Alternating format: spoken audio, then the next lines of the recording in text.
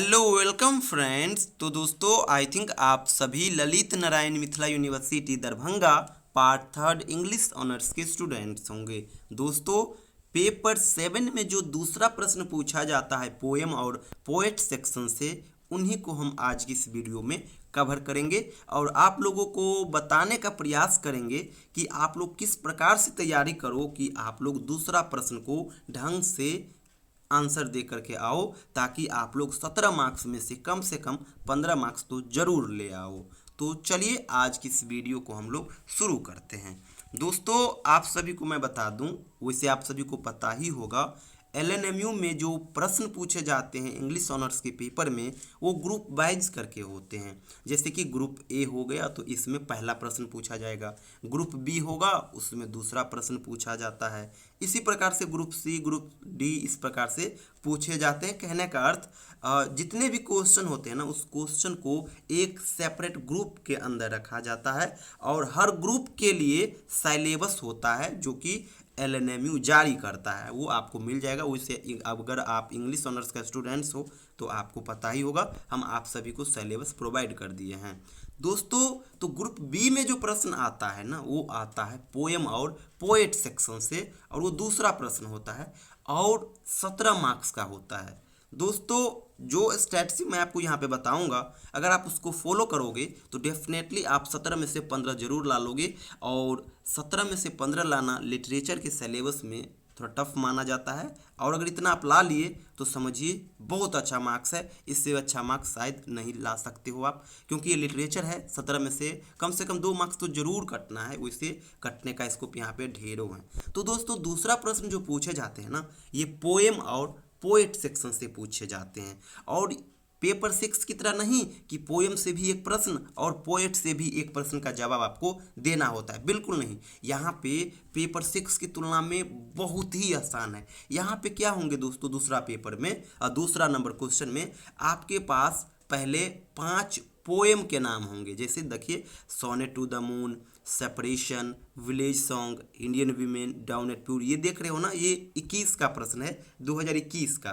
तो पहले आपके पास 5 पोएम हो गए। या तो आप इस पांचों पोएम में से किन्हीं एक पोएम के ऊपर आप लोग क्रिटिकल एप्रिसिएशन लिखिए, या फिर अगर आपको इस पांचों पोएम में से कोई भी पोएम नहीं आता है, अगर आप पोएम पढ़े ही नहीं हो, फिर भी आपके पास एक स्कोप है। दोस्तों लॉन्ग क्वेश्चन में आप लोग देखते होंगे कि पहले लॉन्ग क्वेश्चन हो गया, उसमें अथवा करके होते हैं। सेम यही प्रोसेस यहाँ पे भी है। पहले ऊपर में 5 पोएम का नाम दिया हुआ है, अगर उस पांचों पोएम में से किन्हीं एक का आंसर अगर आपको आता है तो लिखिए, अदरवाइज पोएम के बाद और करके अथवा करके 5 राइटर का भी नाम दिया गया है यहाँ पे। और इस पांचों पोएट में से जिसके ऊपर आपको आता है नोट लिखना, वो लिखिए। जैसे देखिए पहला लिखा हुआ है HLV डिरोजियो, श्री अरबिंदो, तीसरा हो गया आपका निज़िम इज़्ज़कील, चौथा हो गया शिव के कुमार, और पांचवा हो गया AK रामानुजन।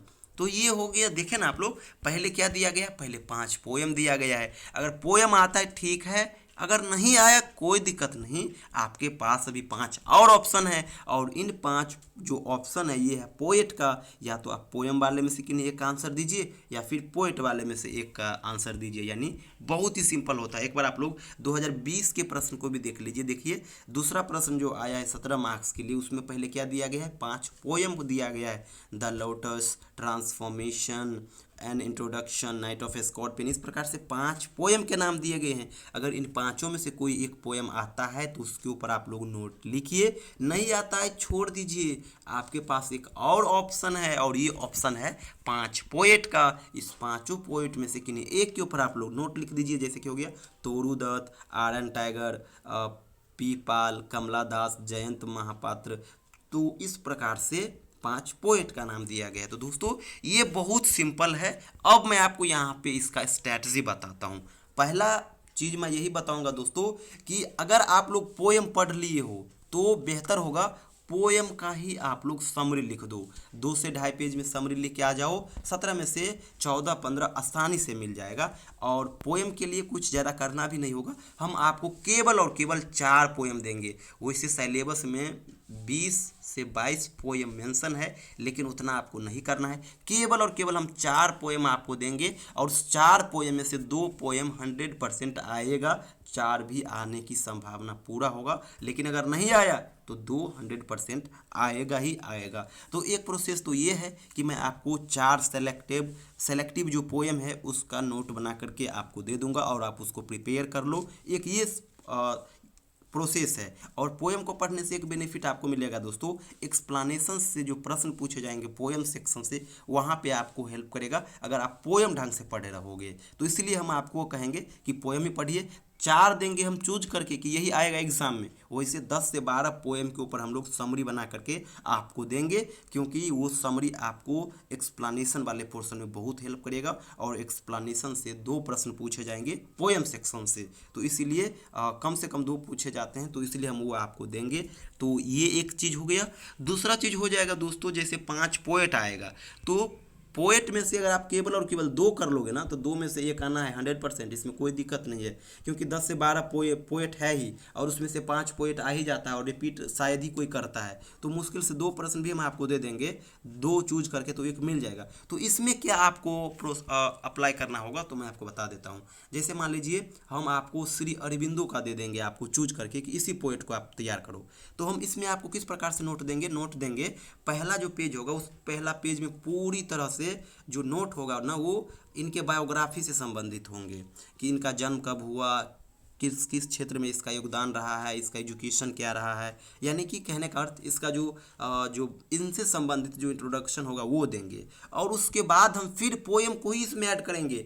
आपके सिलेबस में जो जो पोएम श्री अरबिंदो के द्वारा लिखा गया है उन पोएम का हम आपको तो नोट दिए ही होंगे। आप करोगे क्या, तो दोनों पोएम के समरी को इसके इंट्रोडक्शन के बाद अटैच कर दोगे, 3 से 4 पेज हो जाएगा, 17 मार्क्स के लिए सफिशियंट होगा। तो वैसे आप लोग कमेंट्स करके बताना कि बेहतर कौन होगा, पोएम सेक्शन वाला या फिर पोएट सेक्शन वाला। वैसे हम आपको पोएम में कम से कम 10 पोएम के ऊपर नोट बना करके देंगे और पोएट में कम से कम 3 पोएट के ऊपर हम आपको नोट बना करके देंगे। तो दोस्तों यही एक छोटा सा स्ट्रैटेजी था दूसरा नंबर क्वेश्चन के लिए। दोस्तों हर ग्रुप के लिए, हर क्वेश्चन के लिए आपको स्ट्रैटेजी बनाना होगा, क्योंकि 17 मार्क्स 100 मार्क्स में से कोई कम नहीं है। 2 प्रश्न भी अगर ढंग से अगर बन जाओगे, सॉलिड मार्क्स आ जाएगा ना, तो ये बहुत अच्छा मार्क्स हो जाता है। तो इसीलिए हमें किसी भी क्वेश्चन को इग्नोर करके नहीं चलना है। हर क्वेश्चन के लिए, हर ग्रुप के लिए एक सेपरेट स्ट्रैटेजी बना करके हमें तैयारी करना है, ताकि हम लोग बेहतर मार्क्स ला पाए। एक चीज़ और बात दोस्तों बता दूं, ये जितने भी चीज़ मैं आपको बताया उन सभी का मैं आपको क्लास नोट्स दूंगा। जो हमारे साथ जुड़े हुए ऑनलाइन बैच में उनको तो मिल ही जाएगा। और एक चीज़ और बता दूं, जो हमारे साथ नहीं जुड़े हैं, अगर जुड़ना चाहते हैं तो मैं आपको बता दूं, हम लोग इंग्लिश ऑनर्स के लिए ऑनलाइन बैच भी चलाते हैं, जिसमें जितने भी पेपर आपके हो गए, 4 पेपर 5, 6, 7 और 8, इन चारों पेपर का क्वेश्चन बैंक का class notes, PDF, guess question, कहने का तो बहुत सारा चीज़ देंगे आपको। पोएम टेक्स्ट का पीडीएफ होगा, एक्सप्लेनेशन का पीडीएफ होगा, हर चीज़ देंगे। साथ ही साथ जो भी सिलेबस में टॉपिक मेंशन है उसके ऊपर हम लोग वीडियो भी बना करके देंगे। साथ ही साथ इवनिंग टाइम में हम लोग कॉल सेशन भी रखते हैं, जहाँ पे क्वेरीज को शेयर करते हैं स्टूडेंट्स, और हम कोशिश करते हैं उस क्वेरीज का सॉल्यूशन दे पाए। थैंक यू सो मच दोस्तों। और अगर आप लोग हमारे साथ जुड़ना चाहते हैं तो इस नंबर पे आप मुझे व्हाट्सअप करना, मैं आपको प्रोसेस बता दूंगा। कुछ फी पे करना होगा, उसके बाद आपको हम ग्रुप में ऐड कर लेंगे। थैंक यू सो मच दोस्तों।